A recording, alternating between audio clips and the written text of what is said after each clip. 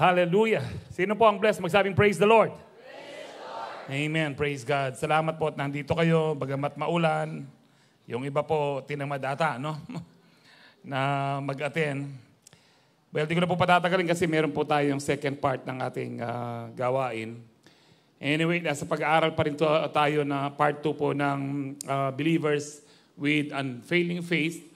So ito yung second installment or second topic po natin for this month of July. Last week po, sino po napag-aralan natin?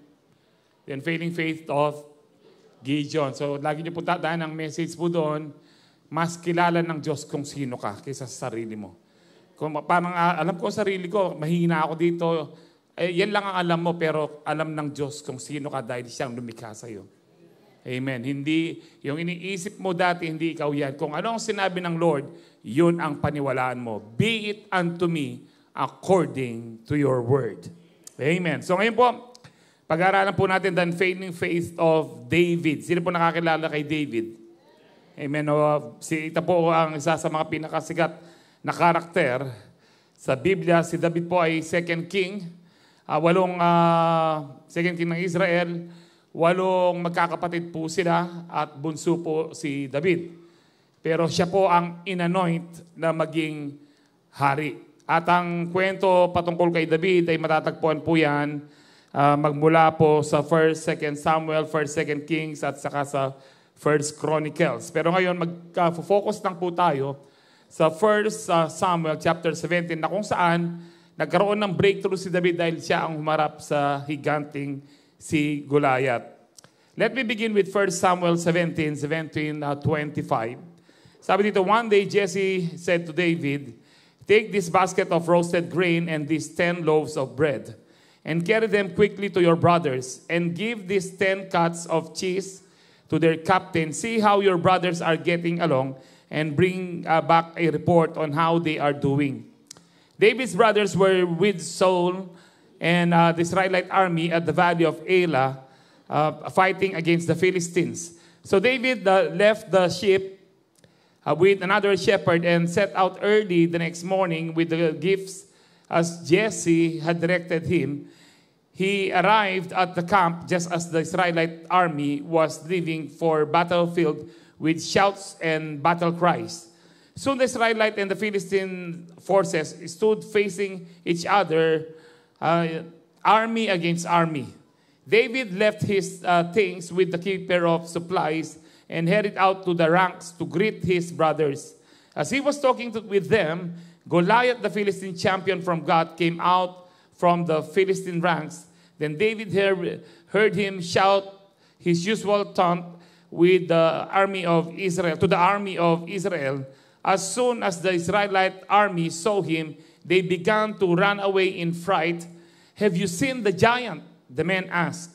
"He comes out each day to defy Israel. The king has offered huge reward to anyone who kills him. He will give the man one of his daughters for a wife, and a man's entire family will be exempted from paying taxes." Tayo muna po yung manalangin.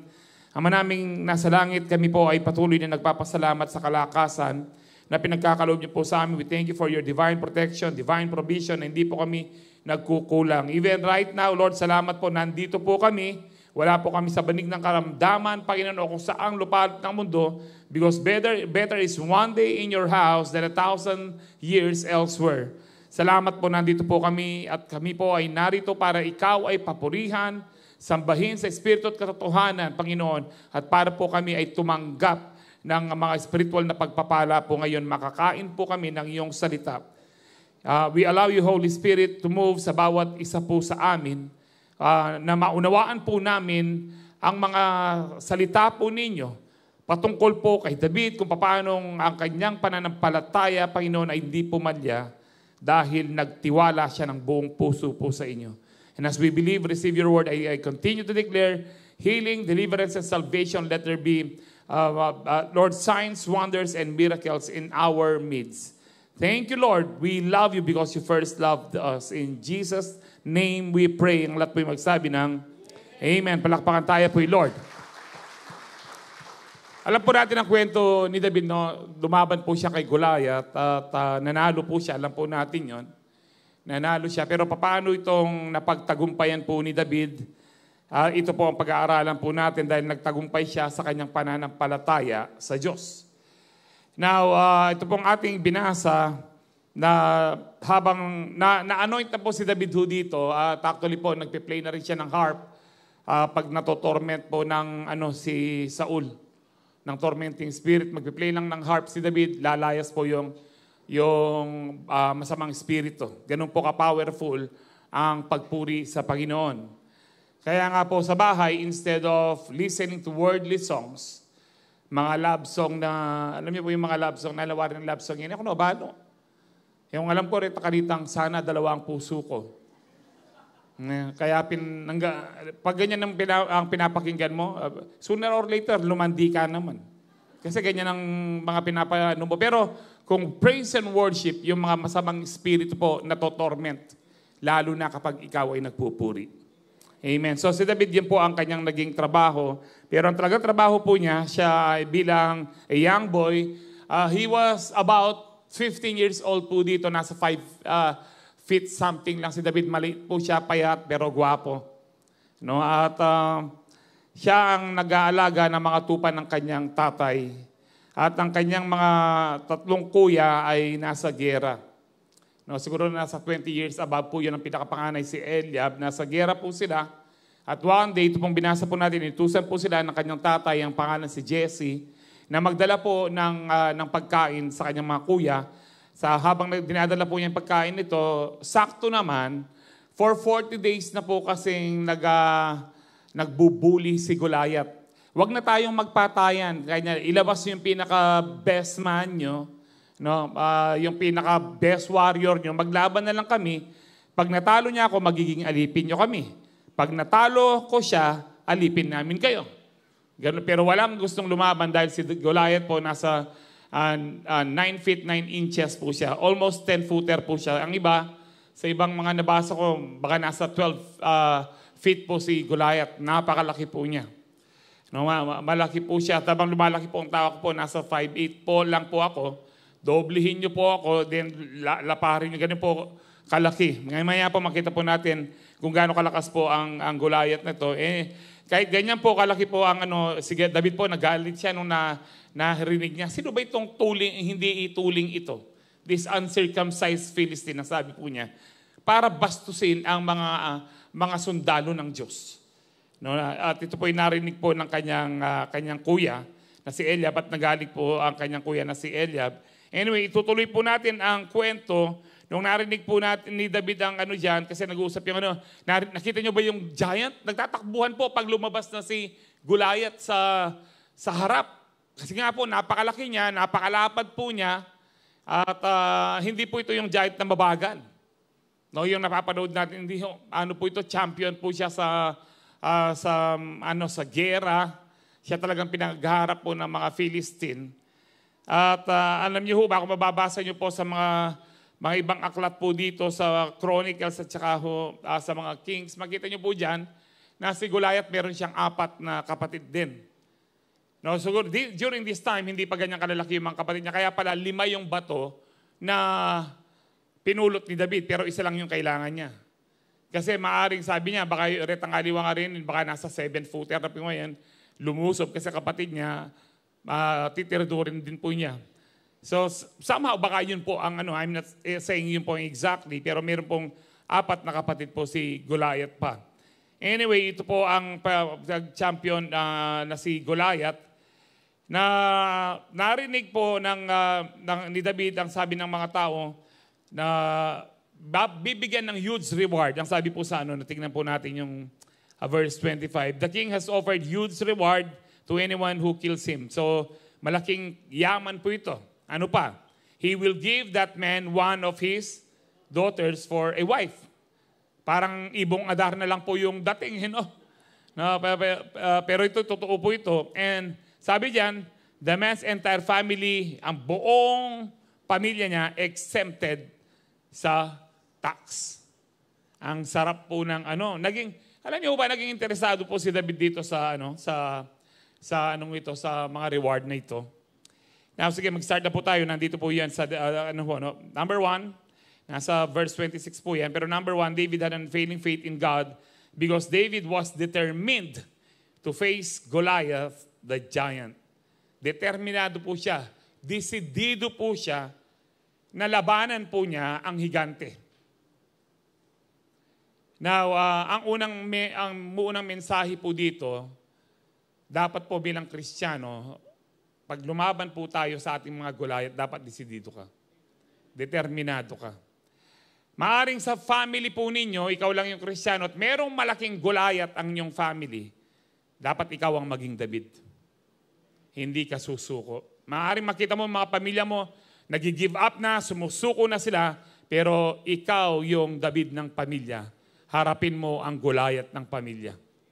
I don't know kung ano pong kinakaharap po natin mga pagsubok, pero kapag hinarap po natin ang Goliath po natin, kasama natin ang Diyos. So ito po ang makikita ho natin. Anyway, tuloy po natin ang kwento. Naging interested po si David sa mga reward. Sabi po sa verse 26, no, nagtapos tayo kanina sa verse 25. Sa verse 26 ng 1 Samuel 17, David asked the men standing near him, "What will be done for the man who kills this Philistine and removes this disgrace from Israel?" Ano bang pwedeng mangyari kapag pinatay itong Pilisteyong ito at matanggal yung kahiyan sa mga Israelita? Sabi niya dyan, "Who is this uncircumcised Philistine?" Nino ba'y ning Pilisteyong mantulian? In other words, sino ba yung supot na yan? Sino ba yung supot na yan na Pilisteo that he should defy the armies of the living God? Sabi ho ni David, ganyan po ang tono ni David, parang kapangpangan, ane kaparatutan. Depong kalupa kong kabangpangan. Parang kabangpangan po si ano. Pero naalala nyo po, nowadays sabi ko, parang hindi nakabangpangan ang pinakamaingay ngayon. Then ng Koreano. Nepo na nga kaya mo rin Koreano, ikang kabangpangan, manahimik na kamo. Pambira, di pa palang mas maingay kaya kami? Amo makanyan. Siguro sobra kimchi. No? So sabi mo dito, verse 27, they repeated to him what they had been saying and told him. Ano ba yon? Huge reward. Yung daughter po ni Saul at saka po free tax. No? Yan po yung, rinulit po yung kay David. This is what will be done for the man who kills him. When Eliab, David's oldest brother, heard him speaking with the man, he burned with anger at him and asked. Nung narinig po ni Eliab, nagtatanong siya patungkol sa mga reward, ibig sabihin po, narinig ni Eliab, parang gusto niyang lumaban. Ano po sabi ni Eliab? "Why have you come down here? Bakit ka nandito? And with whom did you leave those few sheep in the wilderness?" Kanino mo likwan detang tupa ka rin? O tatyuka keni, ano? "I know how conceited you are and how wicked your heart is." No, bala mo Diyos si Eliab keni. You came down only to watch the battle. Alam ko kung gaano ka kayabang at kung gaano kasama ang puso mo kanya. At nandito ko lang para makiusyoso.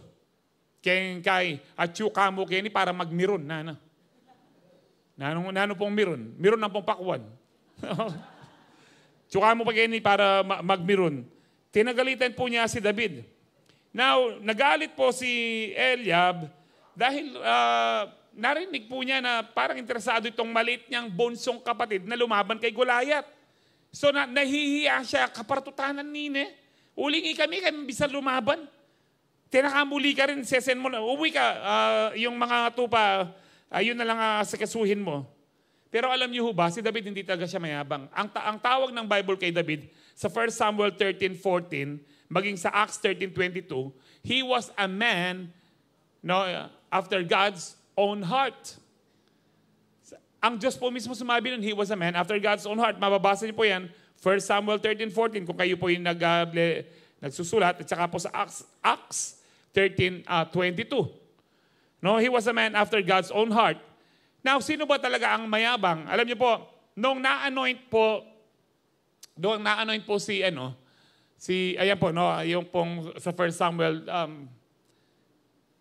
because they have kept, but now the kingdom will endure, the Lord has sought out a man after His own heart. Ganon din po sa Book of Acts. No? Ang Diyos, nagganap daw po siya ng isang papalit na kay King Saul na after his own heart. Walang iba kundi si David. So, hindi mayabang si David. Ang mayabang po talaga dito si Eliab. Si Eliab po, nung pagdating po ni Samuel, nakita niya si Eliab, matipuno po. Matangkad, magandang lalaki din ho. Ang sabi po ni Samuel, ito na yung next king. Kasi siguro nakita niya ang standard niya kung paano gagandang lalaki si King Saul, 6-footer si King Saul, matangkad po siya. So, tinignan niya, sabi po ng Panginoon sa kay Samuel, hindi yan kanya dahil rineject ko siya. Saan po natin makikita yon? Sa 1 Samuel 16, 6-7. Sabi ng Panginoon, hindi yan Samuel, rineject ko siya. Tinitignan mo yung panlabas, pero ako, tinitingnan ko ang puso, ang panloob. So sabi mo, when they arrived, Samuel saw Eliab and thought, surely the Lord has anointed, stands here before the Lord. Sabi po niya, but the Lord said to Samuel, do not consider his appearance or his height. Magandang lalaki at matangkad, for I have rejected him. Ang sabi niya, bakit rineject? Bakit hindi sinabi ng Panginoon dito, for I did not choose him. Bakit hindi? I did not choose him. Hindi siya ang pinili ko. Bakit sinabi niya, for I have rejected him? Sino ang mga rinireject ng Panginoon? According sa Bible, ang mga rinireject ng Panginoon sa James 4:6, maging sa 1 Peter 5:5, napakita po natin to, James 4:6. Kahit James 4:6 na lang po, na inulit din po yan sa 1 Peter 5:5.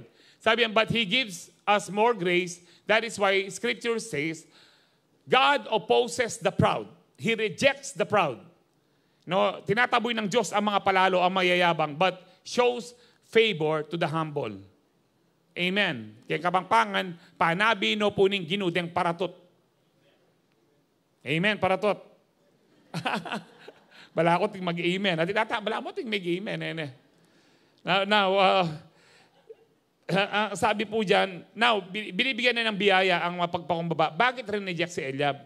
Simply because si Eliab, mayabang siya. Siya ang tunay na mayabang. Kaya siya galit kay David, dapat alam niya siya ang magiging hari. Kasi ito na yon. Na talaga sigurong pinakatitigan pa siya ni Samuel. Kaya nung nakita niya si David nagmamayabang, hindi naman may anoint siya, mubala na siguro, yan talagang hari. I do believe na si Eliab po dito, hindi siya naniniwala ng kanyang kapatid ay magiging hari. Kung naniniwala siya na magiging hari si David, re-respetuhin na niya. No, para siya, magsipsip ko pa kayo ng bunso mo, kaya para gawa na akong general. Magbibigay na po siya ng respeto, pero hindi niya rin respeto dahil nagalit nga siya, dapat siya yung inanoint, pero hindi po siya inanoint. Second one, hanggang doon sa pampitong kapatid po ni David, walang pinili ang Diyos. Ang sabi po ni Samuel, wala ka na bang ibang anak? Sabi niya kay Jesse. Meron. Parang pati yung tatay niya, walang believe kay David. Bata lang yun. Hindi tayo upo, hindi tayo kakain hanggang hindi nyo pinaparating. Malayo pa lang siya, sabi ng Panginoon, yan ang pinili ko. Alam po ng Diyos sa mga puso po natin. Ang sarap po at ang tawagin tayo ng Lord na a man after God's own heart. Bakit po? Kung babasahin po, I think nasa Book of Acts, hindi ko lang kung nasa 13:22 din po yun. Nabasa ko po yun, sabi po niya, pinili niya si David. Pwede natin tignan nga kung tama. After removing Saul, he made David their king. No, thank you sa God testified concerning him, I have found David, son of Jesse, a man after my own heart. Ito, tama po. Sabi niya, he will do everything I want him to do. If you want to be called, or you want to be a man or a woman after God's own heart, do everything God wants you to do. Gawin niyo lahat ng pinapagawa ng Diyos. Yun ang tunay na pagpapakumbaba. Yung pong gagawin mo lahat ng gustong gawin ng Diyos. Yun po ang pagpapakumbaba. No, si David po, napagkamalan po siyang mayabang, hindi lang actually ng kanyang mga kapatid, lahat ng nakakapakinig po sa kanya. Alam niyo po kapag may pananampalataya ka sa Diyos, ako alam ko hindi ako pababayaan ng Diyos. Alam ko, ako mahaba ang buhay ko, alam ko, matapatapos ko ang aking mga anak kahit para kang ang yabang-yabang mo.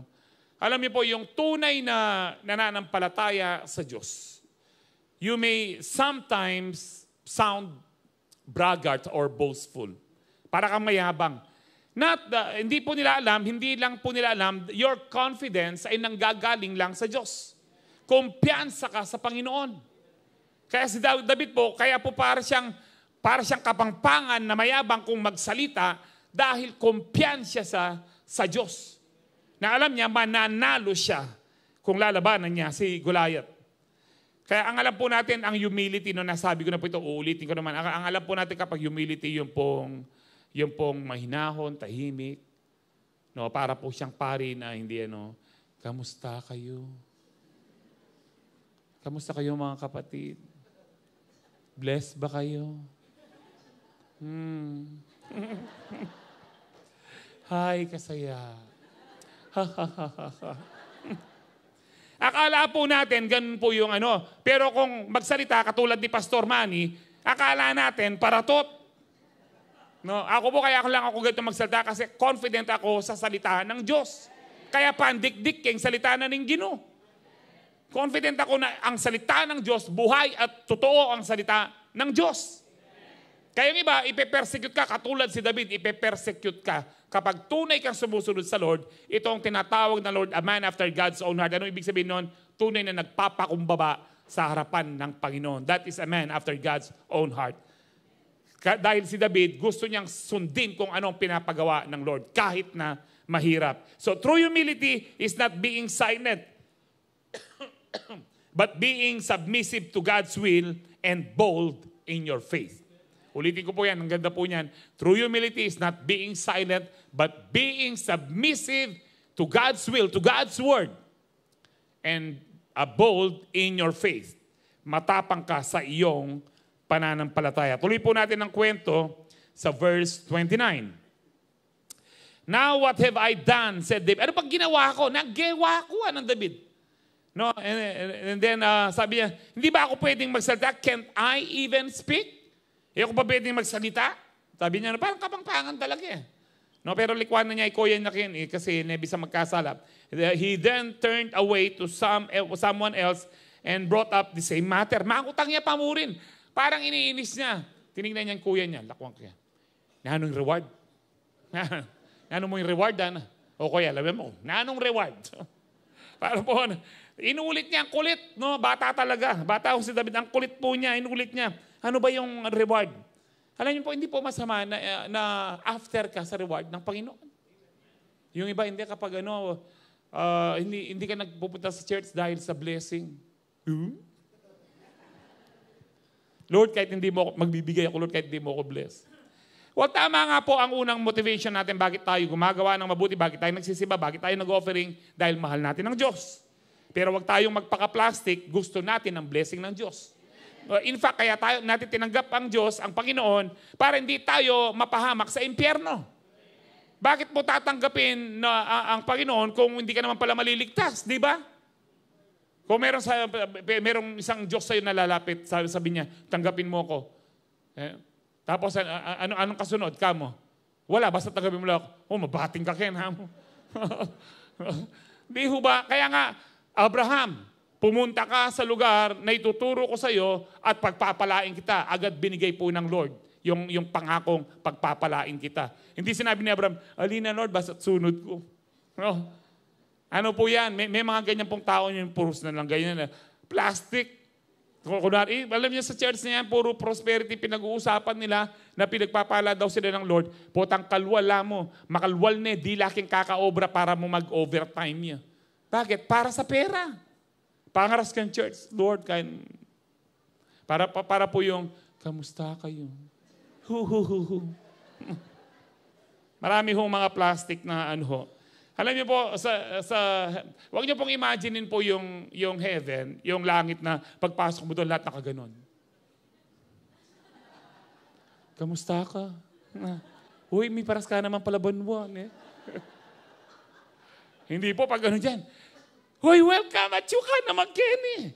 Di ba, isang kaluluwa lang ang tumanggap sa Lord, libo-libong anghel ang nagre-rejoice. Paano nagre-rejoice yung anghel? Kasaya. No? Hindi po. No, lumulundag yan, yung iba po lumilipad, nag-iikot-ikot. Kung masaya po dito sa lupa sa mga ibang po natin, sa mga ilang mga sitwasyon or okasyon natin, higit na masaya sa langit. Na anong palagay yung Gino KJ? Balo ya pa yung KJ ngayon eh. Kang J ya. Hindi po killjoy ang Panginoon. Kaya sa kanya nga naggaling po yung joy. Kaya there is so much rejoicing in heaven. No, kaya nga, pagpasok po natin ng langit, no, yung mga anghel po, pumapalakpak po yan. Yung nasa langit na pumapalakpak po yan, naghihiwa. Yung lola ng lola mo, nakita kay Apo, yan Apo. Alam niyo po yung gano'n na marami pong magtatawanan sa langit. Hindi po yan, yung pong tatawa ka, ay, makain pa kasi ka na, Chuy Lord. Tatawa po tayo doon, talagang humahalakak po tayo doon dahil masarap po sa presence ni Lord. Amen. No, ewan ko, yung iba sa inyo, noon po kasi naranasan po namin yung mabaptize kami sa Holy Spirit, naranasan po namin po yung laughter. Yung pong, hindi mo alam ba't tumatawa ka, habang tumatawa ka, umiiyak ka. Wala masira-sira ka buntok, pero pagtapos po noon, you are a new person. Bago ka na. Sana po maranasan po natin yon sa mga ilang prayer meetings po natin. Anyway, po tayo nakarita po umipunta. Na akong verse. So, verse 31, what David said was overheard and reported to Saul. Ang hari po and Saul sent for him, pinatawag si David. Bakit? Ang kulit niya. Kasi finally, merong isang tao ngayon na gustong lumaban kay Goliath because for 40 days and 40 nights, wala ni isa sa mga sundalo ni Saul na gustong lumaban ng one-on-one. Finally, meron ng isa. So, agad ibinalita kay Saul. So, ganyan po yung chismis agad lumilipad. No? And then David said to Saul, let no one lose heart. Tingnan niyo po, hindi ganito ka determinado si David. Hindi po, ay pinapatawag ba ako ng hari? Huy, ano lang, it's a prank. Hindi po, talagang humarap siya sa hari. Ang sabi niya sa hari, no, si David, let no one lose heart on account of this Philistine. Your servant will go and fight him. Ano po sabi niya? Sa kamangpangan muna. Ala po, ako po magmanuk-manukan, mahal na hari. Ya ako yung lingkod yo, ya akong lumaban. Huwag po kayong mag-alala. Huwag kayong panghinaan ng loob, ang sabi niya. Ako po ang lingkod nyo, ako po ang lalaban sa higanting yan. Sabi siguro, may dagulya siguro mata. Tapos sinignan niya yung sa mga serba niya sa ano. Siguro sabi niya, yung iba, yung guardia na kagano'n, tinignan po siya ng may pakahinila siguro. No, natawa ho siguro sila sa ano ni David, no? Na kaya bang talagang balam kapangpangan niya. No? Then Saul replied, you are not able to go out against this Philistine and fight him. You are only a young man. And he has been a warrior from his youth. Bata pa si Goliath kanya. Warrior niya yan. But David said to Saul, ganito siya kadeterminado, sumagot pa rin siya. Hindi po ay ganun ba, balahal na hari? Hindi, determinado si David. Kahit anong sabihin ni Saul, nagsalita pa rin, sumagot si David. Your servant has been keeping his father's sheep. Pinagmalaki po niya yung experience niya patungkol sa Panginoon. When a lion or a bird came and carried off a sheep from the flock, I went after it and struck it and rescued the sheep from its mouth. Kapag merong oso o leon na kumuha siya ng isang tupa ko, sabi niya, hinahabol ko at pinapalo ko, linalaban ko, kinukuha ko sa bibig niya. Ang aking tupa, ang sabi po niya, and when it turned on me, I seized it by its hair. Kapag humarap siya sa akin, sinasabunutan ko siya. So, sabi ni, sabi niya, so, bakla yata ini, makaya. Mangunot siya. Bakit siya nagsasabunot? Sinasabunutan ko po siya.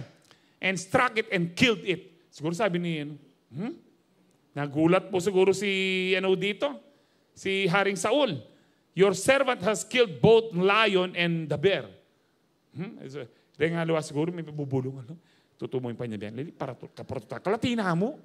Katagul daring lion, Latina mo, Tayay Samson.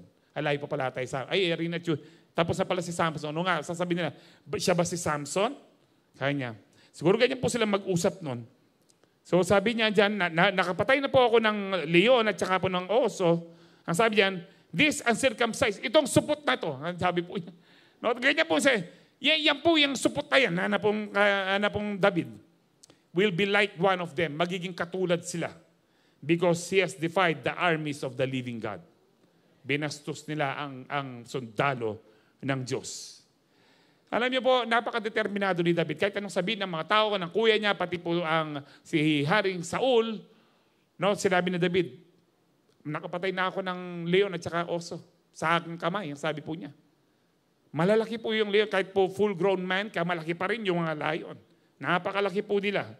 Pero gaano ba kalaki si Goliath na linalabanan niya? Sinalaki ba ng lion? No. About 10 feet po 10-footer po si Goliath. Tingnan niyo po yung suot ni Goliath sa 1 Samuel 17:4-7. Then Goliath, a Philistine champion from Gath, so champion po siya, came out of the Philistine ranks to face the forces of Israel. He was over 9 feet tall, ang sabi po dyan, no? And he wore a bronze helmet. Meron po siyang bronze helmet. Gaano kaya kalaki? Siguro maragulya buntuki kay Ken. And his bronze coat of mail weighed 125 pounds. Yung bronze na suit niya po dito, 125 pounds. Sino pong 125 pounds sa inyo? Meron no dito? No. Nasa about 57 to 60 kilos po ito. Ganyan po, mabibigat pa sa isang kaban. Suot pa lang niya. He wore bronze leg armor. Hindi na po nilagay kung gaano kabibigat itong mga to. He carried a bronze javelin on his shoulder. No, ang dami po niyang mabibigat na ano. The shaft of his spear was heavy, as thick as weaver's beam. Halika po antin dyan ito. Yung balo ko mo po, mabayat siya. No? And then sabi po dyan, tipped with an iron spearhead that weighed 15 pounds. Alam niyo po yung sibat po niya, yung tip na, yung dulo, gaano ka ano po ito? 15 pounds. About 6 kilos po ito. Nasa 6 kilos. Ganyan po kabigat. Yung palang tip, yung kabuuan. Para po isibat po niya na magaan lang sa kanya. So ano lang po si David? I think si David po dito, baka 125 pounds po siya. Kasi bata lang siya. So his armor bearer walked ahead of him carrying a shield. Pero kahit ganyan kalakas si Goliath, hindi natakot si David. Alam niyo po bakit? During the time na nag-ano po si David, na inaalagaan niyang mga tupa, meron siyang time of meditation. Ang sarap po mag-meditate kapag ikaw ay nag-iisa. No, when you are most alone, doon mo mas meron kang pagkakataon na marinig ang Diyos, makapag-meditate sa Panginoon. Alam niyo po, I remember kapag naglalakad po ako mag-isa or nagbabike mag-isa, mas dun po ako yung walang istorbo.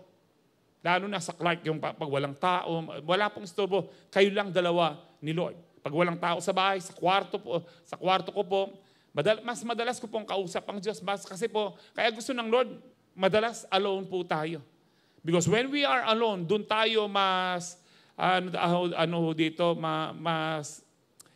tawag ho dito, aware na nandyan pala ang Lord. At kailangan natin kausapin. So, isa sa mga sinasabi po ni David, nung siya po'y nag-iisa para po alagaan yung mga tupa niya, sa Psalm 27, 1-3, a Psalm of David, the Lord is my light and my salvation. Ang sabi po niya, so why should I be afraid?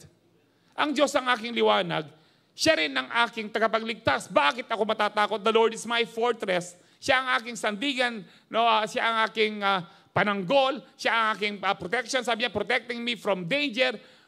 So why should I tremble? Bakit ako manginginig? Ang Diyos ang pumuprotekta sa akin. Verse 2, when evil people come to devour me, when my enemies and foes attack me, they will stumble and fall.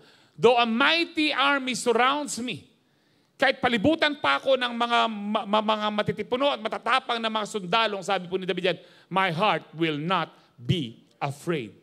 Even if I am attacked, kahit ako'y atakihin nila, I will remain confident. Ito po si David. Kaya sabi niya, ako po ang lalaban because I am confident in the Lord. Kumpiyansa ako hindi sa aking sarili. Kumpiyansa ako dahil sa aking Panginoon. Kung liligtas niya ako sa mga kuko ng leon at ng oso, ililigtas rin niya ako sa higanting yan, ang sabi po niya. This is David. Bakit po siya ganyan ka-anho? Because of yung kanyang personal devotion. Huwag niyong kalimutan po yung personal devotion. Your meditation sa word ng Lord. Ito ang magbibigay po sa iyo ng confidence, ng kumpiyansa mo patungkol sa iyong pananampalataya. So unfailing faith in the Lord will move you to fight your giants because you know that God is with you. Kaya nga po kung meron kang tunay na pananampalataya sa Diyos, ito po yung magtutulak sa iyo para labanan mo kahit anong pong higante sa pamilya nyo, higanting problema sa buhay mo, dahil alam mo, kasama mo ang Diyos. Number 2, David had unfailing faith in God because David was never bothered by any discouragement. Nakita po natin kung paano din-discourage po siya ng kanyang kuya sa 1 Samuel 17:28. Ulitin po natin, no? Nagalit po si Eliab po dito, oldest brother ni David, nung nakikipag-usap si, what are you doing? Sabi niya, around here anyway. He demanded, what about those few sheep? Ang sabi diyan, ba't di ka talang umuwi? No, alagaan mo yung mga tupa na ibinigay sa iyo. Doon ka dapat. So, inano po niya. Kung ikaw ay kung matampuhin po si David, uwi na lang yan. Muli na ako, birahin kuya ko ngayon. Alam niyo po, kapag Kristiyano ka, alam mo na confident ka kay Lord, kumpiyansa ka, hindi ka magtatampo. Kapag Kristiyano ka na, hindi ka na nagtatampo. I am crucified with Christ and I no longer live. The life I live in this body, I live by faith in the Son of God who loved me and gave Himself for me. Kapag nabubuhay ka para kay Kristo, kahit anong sabihin ng iba, kahit pastor pa yung nagsabi sa iyo, hindi ka na nasasaktan. Dahil lang nabubuhay si Kristo. Ang confidence mo si Kristo. Kumpiyansa ka na mananalo ka sa anumang laban. Sino pa hong nag-discourage sa kanya? Si Haring Saul. Anong sabi po sa verse 32-33? Don't worry about this Philistine. Ang sabi po ni David, no? David told Saul, I'll go fight him. Ano po sabi ni Saul? Don't be ridiculous. Sa ano po, nagpapatawa ka ba? Kay Kapangpangan po, makakatulakan ikang lumaban, Saul replied, there is no way, sabi po niya, tignan nyo, you can fight this Philistine and possibly win.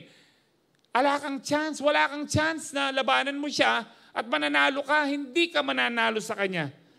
What a discouragement from a king. Pero hindi nagpa-apekto si David. Sabi po niya, you are only a boy. Boy ka lang, sabi niya, and he's been a man of war since his youth. Bata ka lang, sabi niya. Pero nagpa-apekto, di ba? Alam niyo po, kanya, kinwento na niya ang experience niya sa patungkol sa mga napatay niyang lion, yung kanina po sa point number 1, at mga oso. Now dito po sa 1 Samuel 17:41-44, ang isa pang nag-discourage sa kanya, pinakahuli, si Goliath.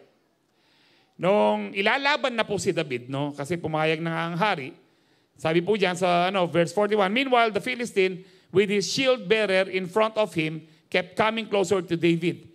He looked David over and saw that he was a little more than a boy. Sabi niya, anak ke pa mo ini, sabi ni Goliath nung nakita niya. Glowing with health kanya, no? Talagang nag-glow pa siya and handsome. Sabi ni Goliath, baklay Goliath, may inlabya pata kang David ba?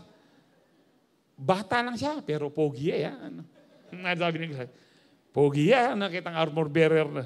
Ano sabi ng armor bearer? Wapin boss.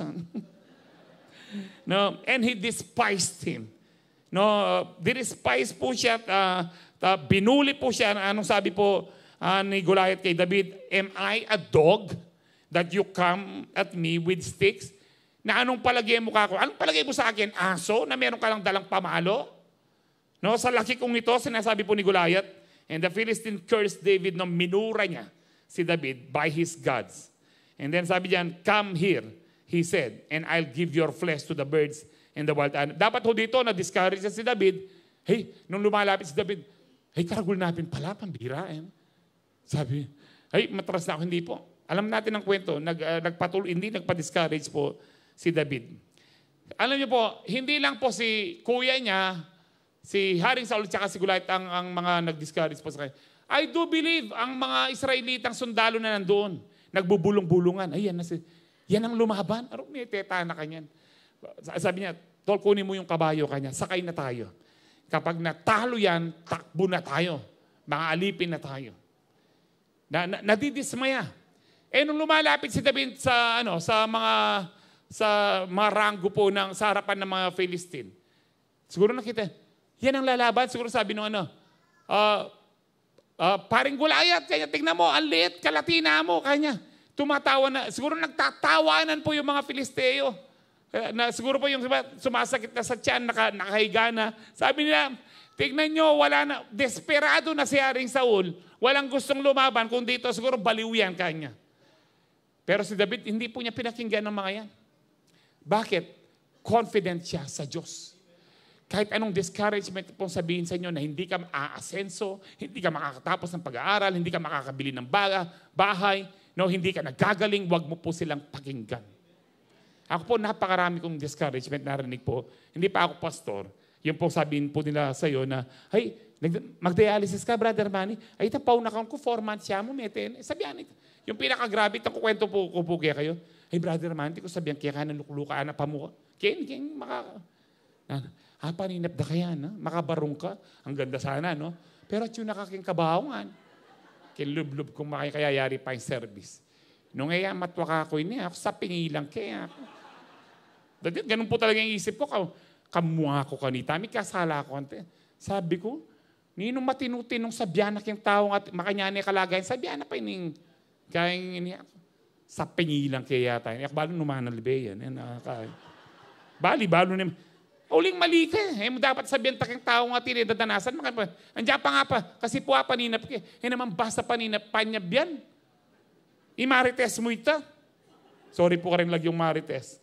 Ang dami ko pong discouragement na dito. Hindi pa po ako, I was a musician po noon, worship leader, naging music director po ako. I was accused nung first time ko pong magkaroon ng sarili kong sasakyan, hindi na company car. 150,000 lang siya second hand po, na nagnakaw daw ako para makabili ng sasakyan. Yan yung mag-dialysis ko, milyon-milyon. May nako ko kayang milyon-milyon para makapag-dialysis ko. So, dito po sa church, I was about to leave this church. Ang sabi ng Panginoon sa akin, kapag umalis ka, para mong pinatunayan yung sinabi nila. Habang tumutugtog po ako, umiiyak po ako. Galing pa sa mga leader. Wala po.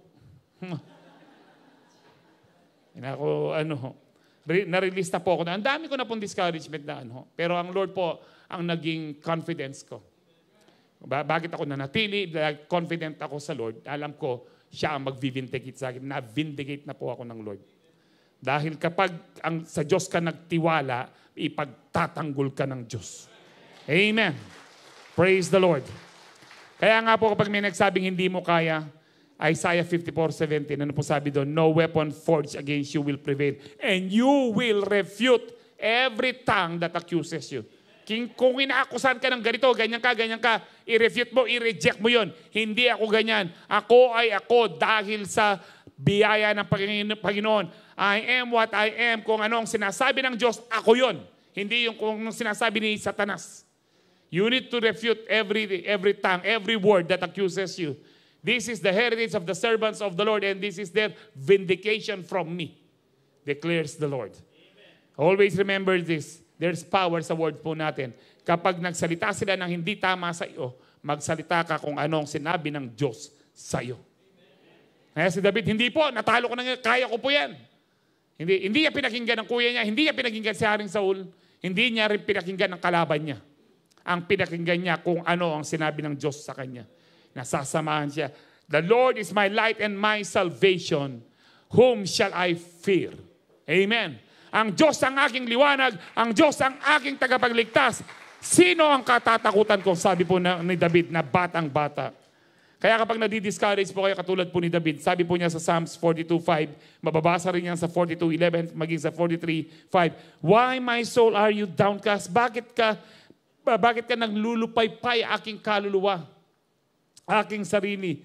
Why so disturbed within me? Put your hope in God, for I will yet praise Him, my Savior and my God. Bakit ka magmanok-manukan kaladwa ko?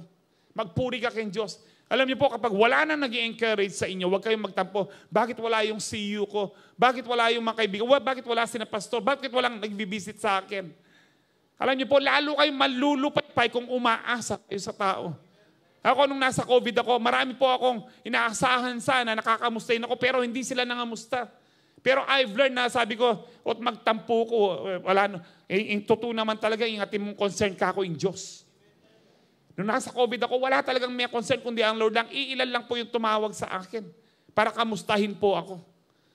Pero I've learned na sabi ko, na dapat kong encourage sa sarili ko. Kung walang nag-encourage sa akin, alam niyo po, yung unang-unang tumawag pa po sa akin, hindi man taga rito. Si Pastor Alex Tinsay. Nung hinatid po ako ni Pastor Francis sa hospital po noon at hindi na po nila ako pinalapit kay Pastor Francis, kinulong na po nila ako, tandaan mo ko na kinulong na po nila ako dahil nga positive po ako. Noong pong nilagay po nila ako doon sa malapit sa morgue, na 4 oras po ako doon, mga alas 12, alauna ng madaling araw, biglang tumawag si Pastor Alex. Sabi niya, pinapatawag ako ni Lord. Kamusta ka kanya? Hey Pastor, salamat po tumawag kayo. Nasa COVID facility po ako ngayon. Actually, hindi ko po alam, parang mga katabi ko po dito ata, mga bangkay ka ako. Pero in-encourage po niya ako. Tignan niyo po yun. Si Pastor Alex po yung, Pastor Alex Tinsay, ang nakinig sa Diyos na kailangan niya ang tawag para ma-encourage po. Kasi nadi-discourage na po talaga ako noon. Sabi ko, makukulong pala ako dito. Then, kaya ako bangke. Lalo nila ako pinapatay kasi nasa tabi po ako ng morgue. Lalo nila ako pinapatay. Kasi po maraming patay po noon. Siguro, extension ng morgue po yun. Kasi meron po ako nakita. Anyway, nandun po ako 4 na oras.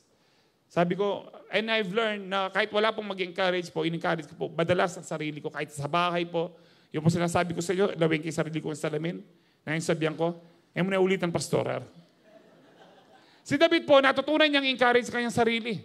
Kaya nga po yung, alam mo, inawit natin kanina, bless the Lord, oh my soul. Oh, my soul.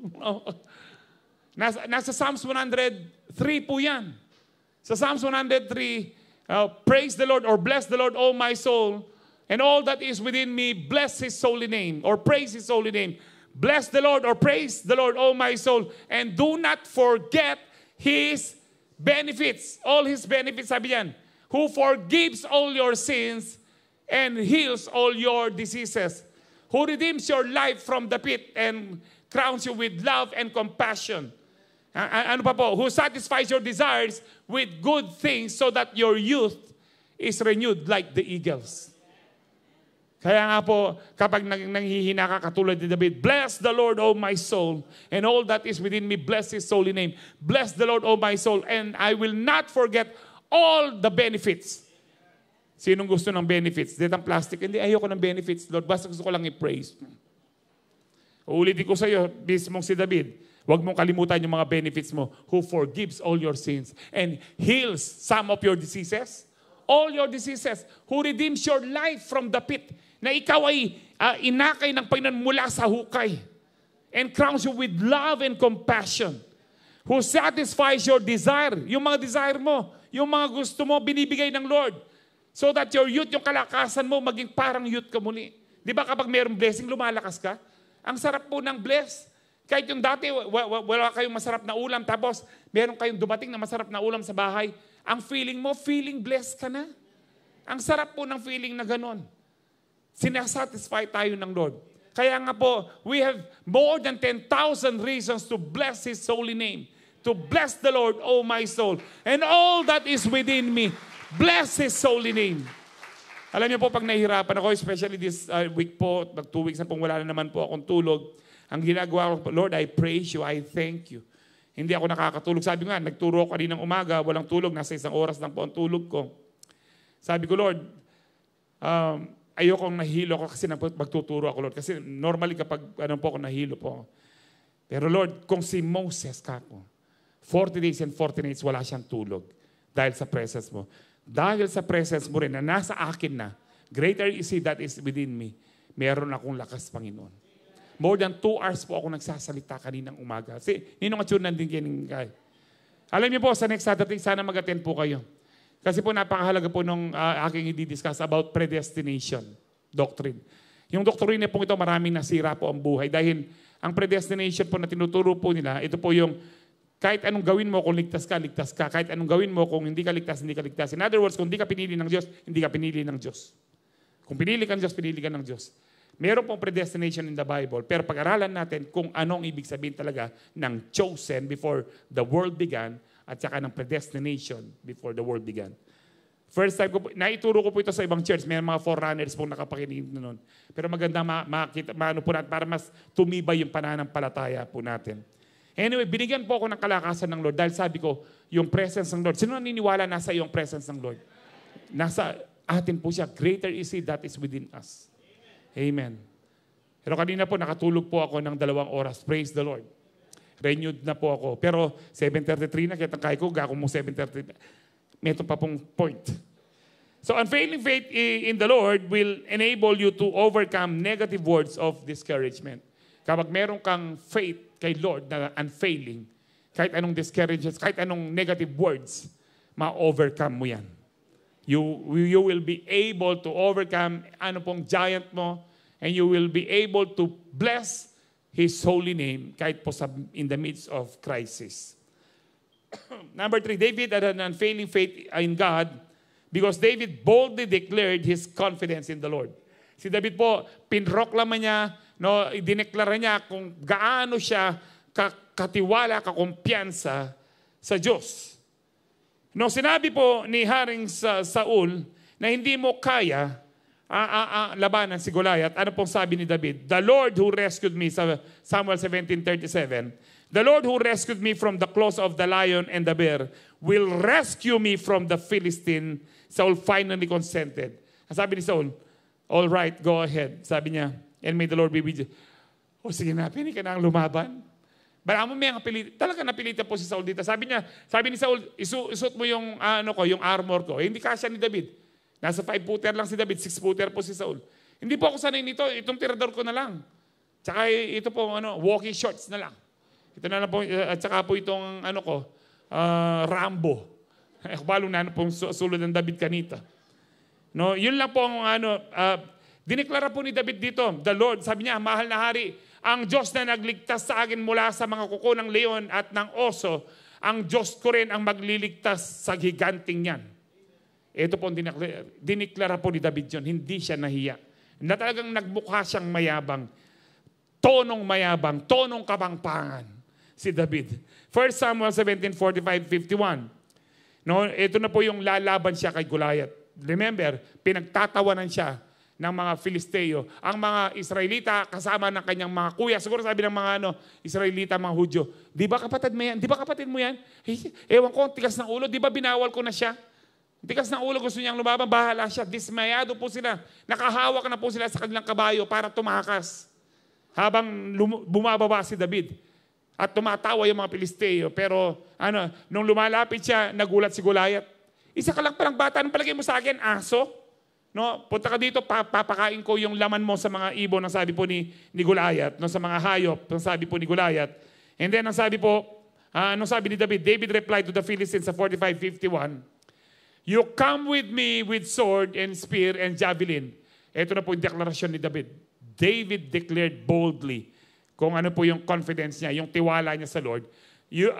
But I come to you in the name of the Lord of heaven's armies.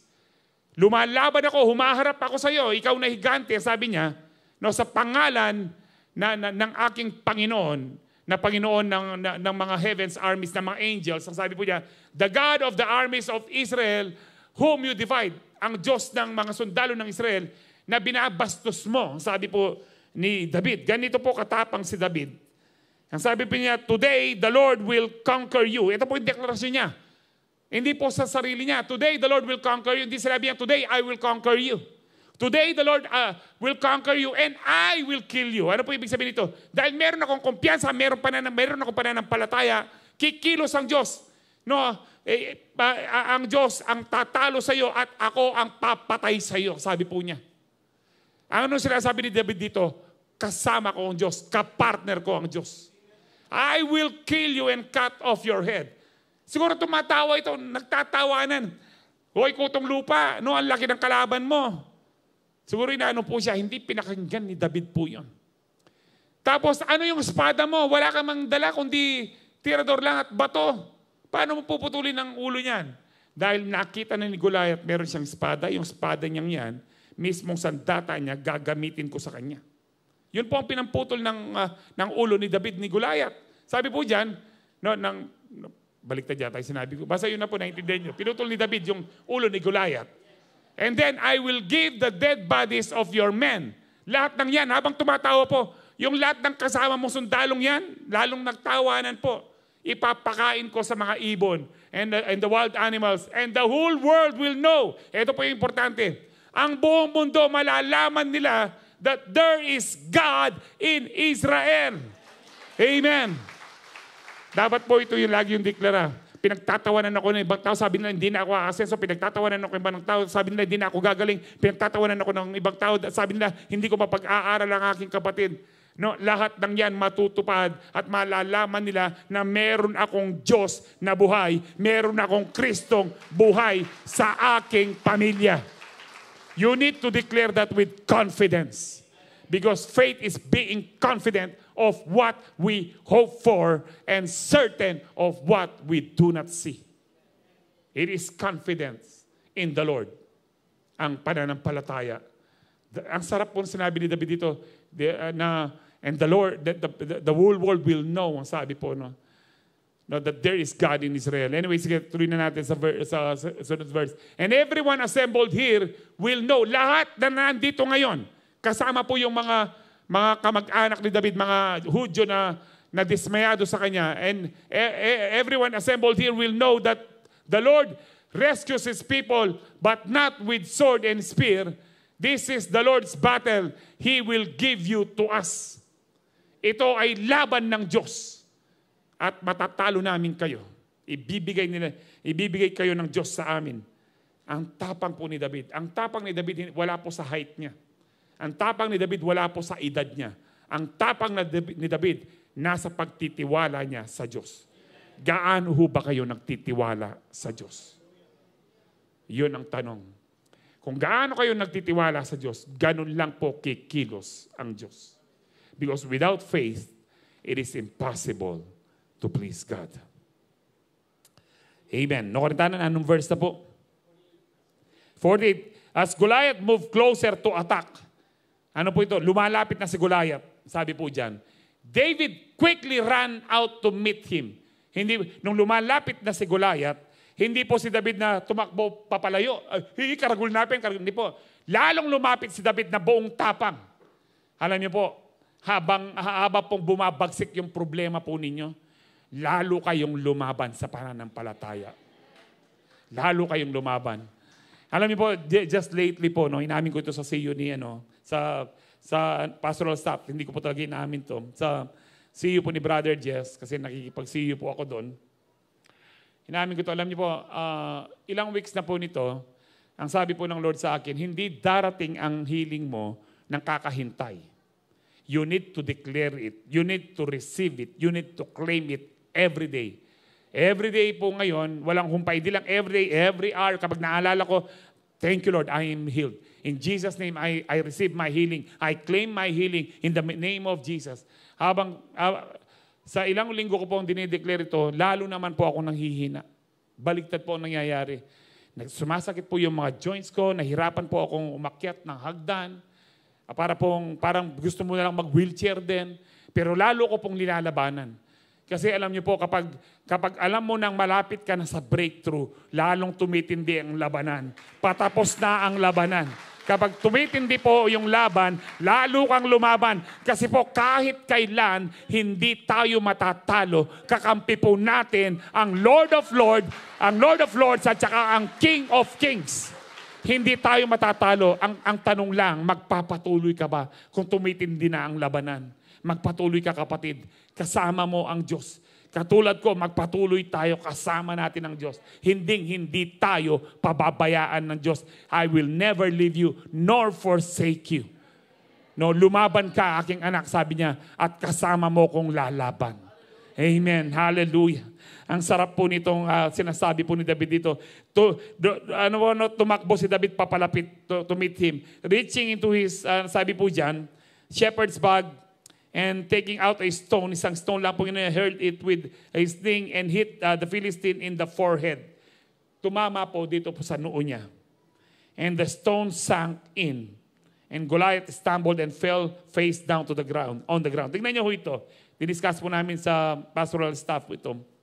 habang tumatakbo si David, hindi po siya yung tumigil para sipatanin pa. Hindi po.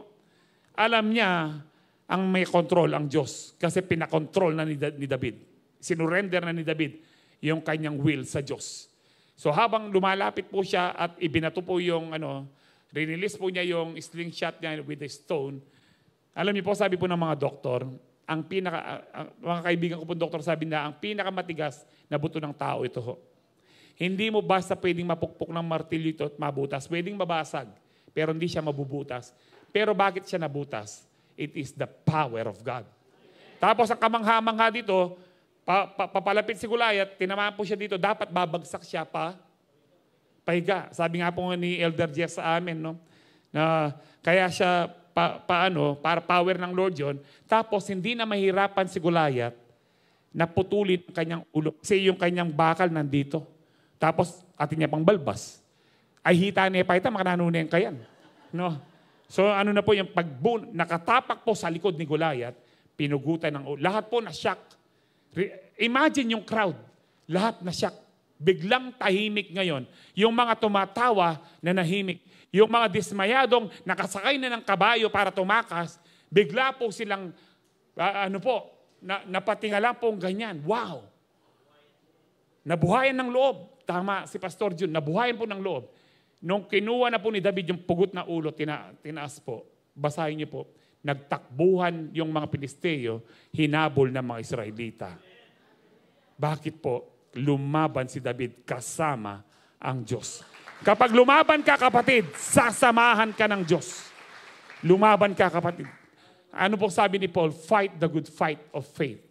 Finish the race. Keep the faith. Amen. Kaya po, kanyama na po kaya ng David na yung kwento na.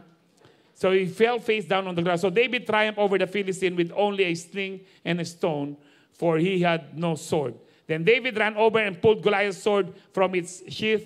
David used it to kill him and cut off his head. Ito po yung sinasabi ko sa inyo.